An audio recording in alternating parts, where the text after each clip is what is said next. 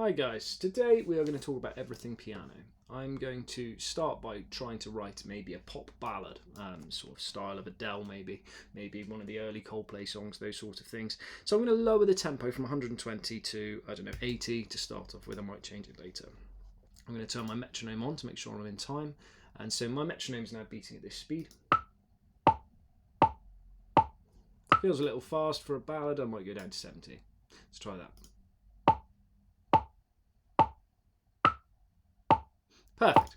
Right, I'm going to use simple chords today. I'm going to use C, G, A minor, F to start off with. Okay, and so I'm in the key of C, all the white notes. And it's really important I'm comfortable. I know the notes in my key. I know the chords in my key.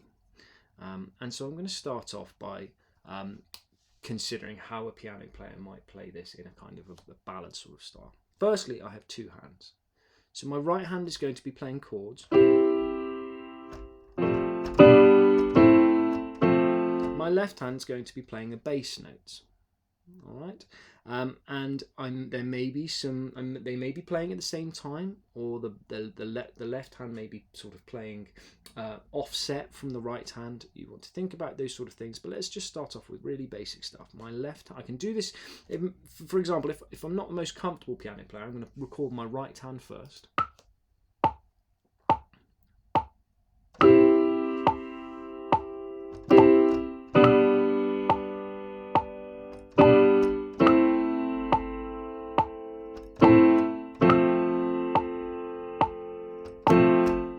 And what I did there is put some movement in there, okay? We don't want to have songs just long held triad chords, okay? I'm going to just quantize them. I'm going to go for eighth notes just to start off with. So now everything's playing beat. We've got a note held for 3 beats and then another stab on beat 4, and then we change chord. So C, G, A minor, F. That's my classic chord progression. So that's what my right hand's going to be doing. Now, a lot of people fall into the trap of thinking, oh, that's it, my piano part's just done, that's okay. But a piano player would not just have nothing going on with the left hand. So I'm going to start off with the basic right hand idea, and you could either bring up another piano and so that you're really clear on what those two things are doing, or we could overdub. I'm going to overdub here. I'm going to start off with something obvious. C in the bass note. G.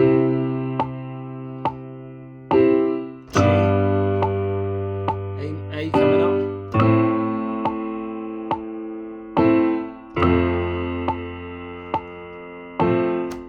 Okay, and if I close it and reopen it, it will show me what I just put in.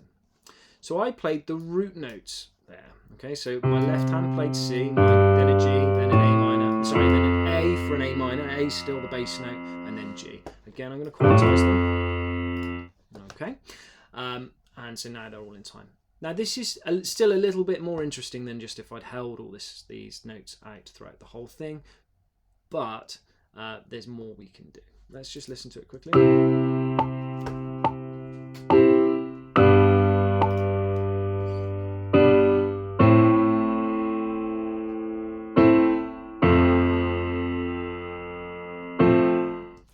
Okay. Normal basic triads. I could expand them. I could make them bigger. I could add more notes to those chords, but that's not really what I want to think about. Let's just talk about the left hand in general here. Sometimes you'll find that they do octaves, and sometimes they'll do fifths. So same with the bass lessons that we talked about. Bass needs space. We generally don't play, if I'm playing with my left hand, and this is with my left hand here, if I've got a C, I'm not going to play an E with it, that's the third.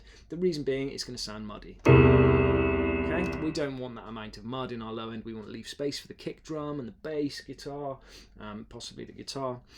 So I might play C and G in my left hand, or I might play C and C. Okay, and that's an octave. Bit of a stretch, but an octave you can stretch with your left hand. It's quite totally playable. So if I play my C chord with my right hand, and I play the C octave with my left, then I can do an interesting thing. I can just use my thumb with my left hand to play the pulse, if you like. 1, 2, 3, 4. Then G. I actually don't have enough keys here.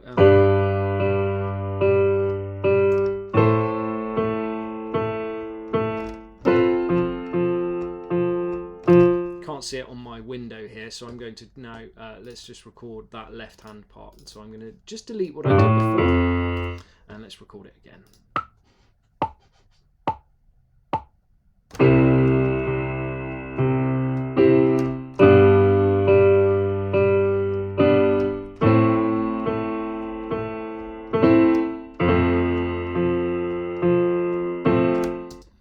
Timing wasn't great there, but let's check that out.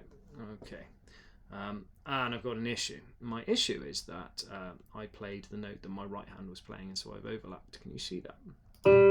So you can make that easy by just taking it down 2 octaves. Actually, no. I'm going to just do it all again. And what I'm going to do is turn my keyboard octave down an octave. Sorry, the octave going. So I've gone down 1 octave. Let's try that one more time.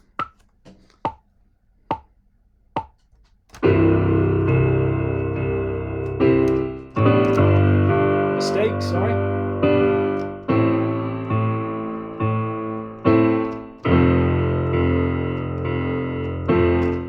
Good. Right, let's delete that. There was a mistake, sorry. I'm trying to do this on the fly. So I'm going to delete that mistake, just correct it. And then I'm going to quantize it. Alright, moving to 8th note. So now.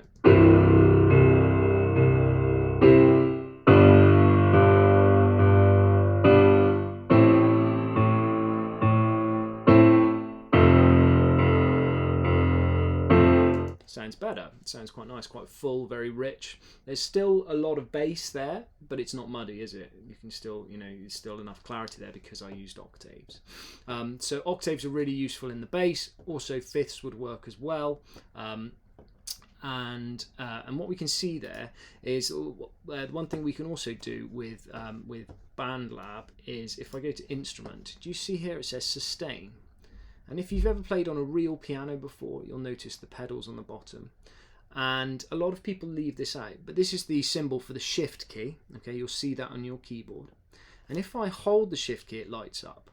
This is on my, I'm playing this on my, sorry, the shift key is on my typing keyboard, but I might be playing with my on my musical keyboard. It's a bit confusing because they're both called keyboards.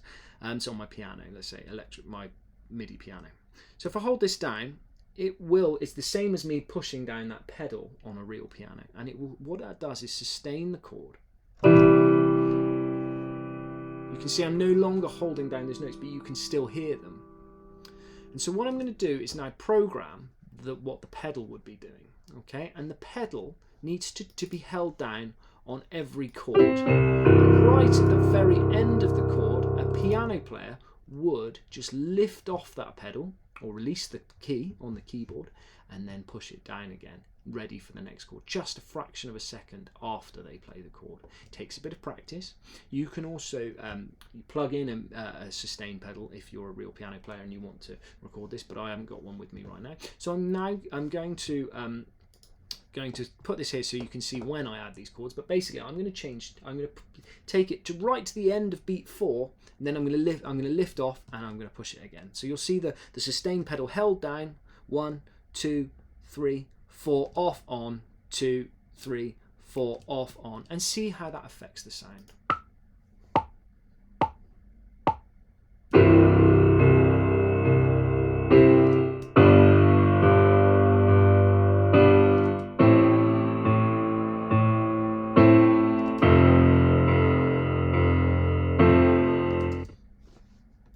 There's no graphical representation of it, unfortunately. I don't think you can see it anywhere. Is there a way? No, there isn't. But the pedal is on there, and so now we have chords ringing out and the sustaining, which is sounding much fuller.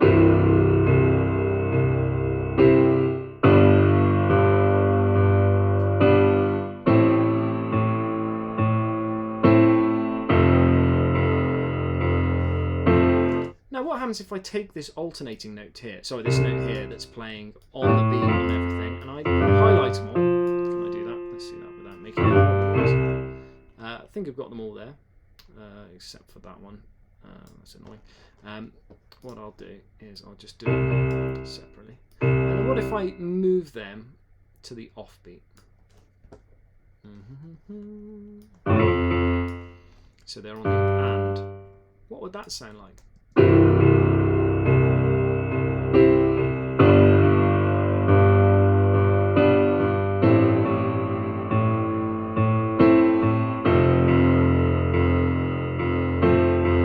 Interesting, yeah, it's much more interesting, which is cool. What about if I delete these chords now? And now I've got that, and I'm going to play a typical sort of Adele sort of piano, where I'm going to play on each beat, all right? And so we've got a note on the one, and then our bass is playing on the off.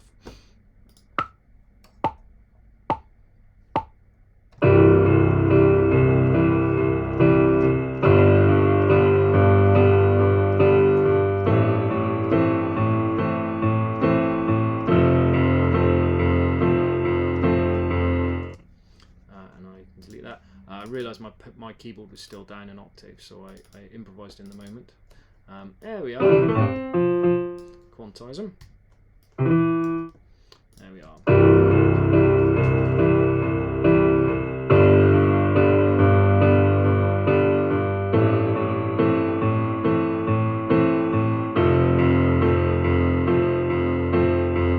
That sounds quite nice. It's starting to sound like very much like an Adele ballad sort of style. How about if I change what I'm doing with the right hand? So instead of playing,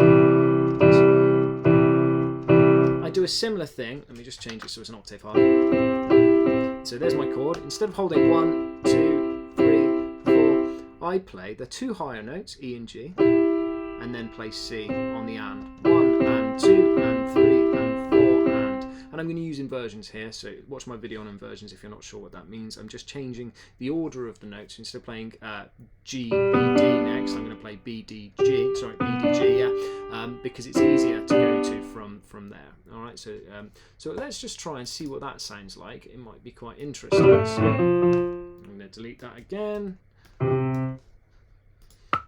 Here we go.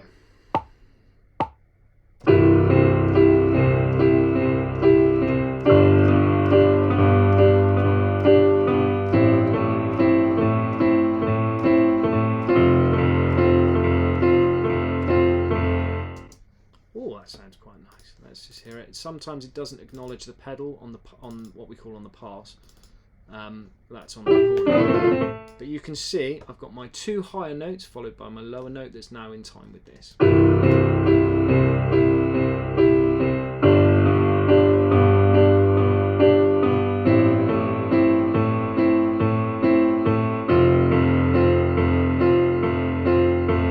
That sounds great. Really nice.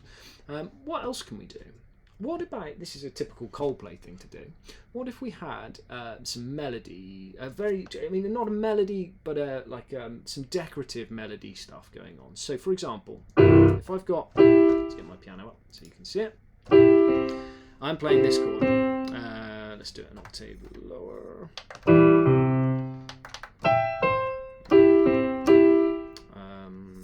Just want you to be able to see it, so the whole thing.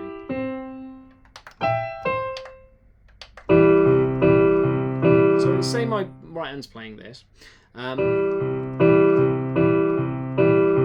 I'm going to G next.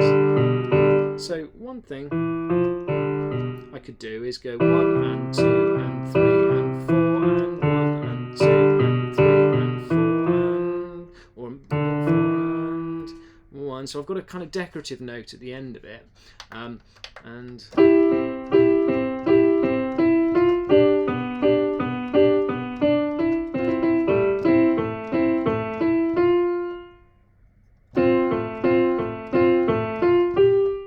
sounds very Coldplay-like. And so let's just see if I can program it.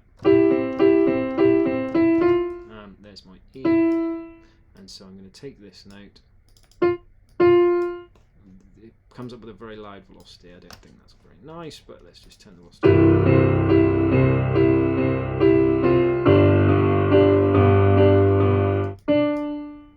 You hear it?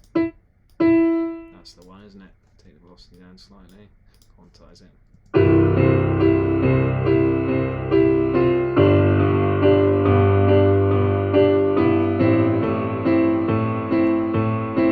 And I like this now because it's going to that F there.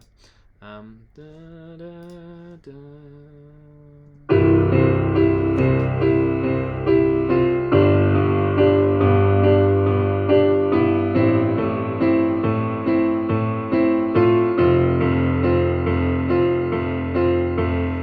nice, good. You can see how understanding the left hand needs to be doing something interesting and the right hand needs to be doing something interesting. Let me just highlight the right hand.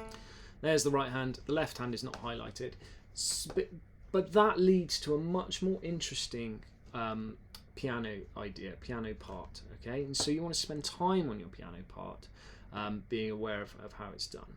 A couple of things I want to show you just quickly, some little tips. A piano player wouldn't generally play what we're going to call key stage 3 chords. Okay, you're key stage 4 now. Okay, that's just playing a C. Try it with your right hand.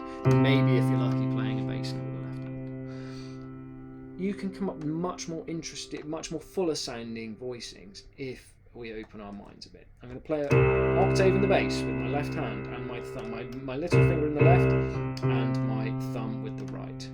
I'm then going to take this E with my right hand and G with my index finger, and then I'm going to play with my little finger. I'm going to play the C. So I'm playing a C, an E, a G, and a C.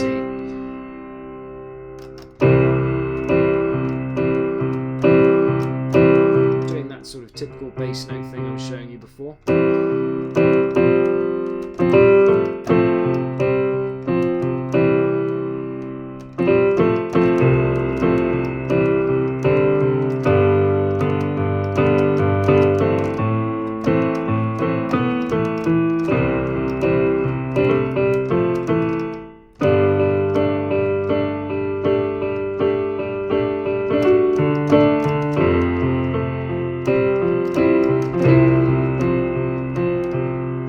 Messing about, I'm improvising, and I've practiced this over several years. Doesn't mean you can't get a similar idea, or by practicing the chords, thinking about different ways you can voice them, and putting them all together. Spread your chords out. The bass needs space. That's my left hand there. You can get more interesting, kind of spicier voicings as you go on.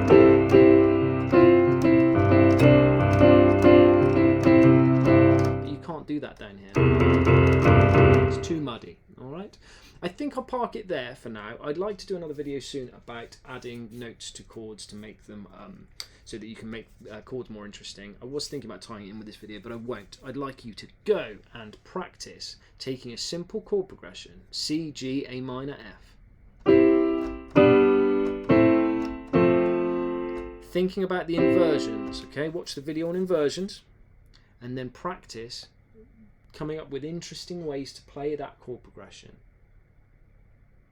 by breaking up chords. Perhaps you play an arpeggio as well. That's a broken chord. So if I play a C chord, this chord that I was playing, so I'm going to go 1, 2, 3, 4, 5, 6, 1, 2, 3, 4, 5, 6, 1, 2, 3. Okay.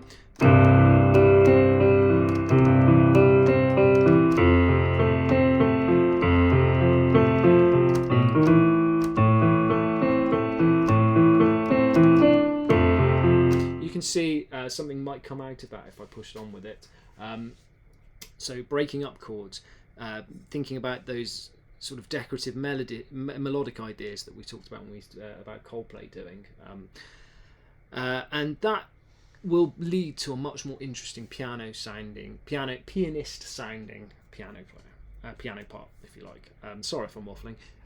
Enjoy messing around with that. Thanks.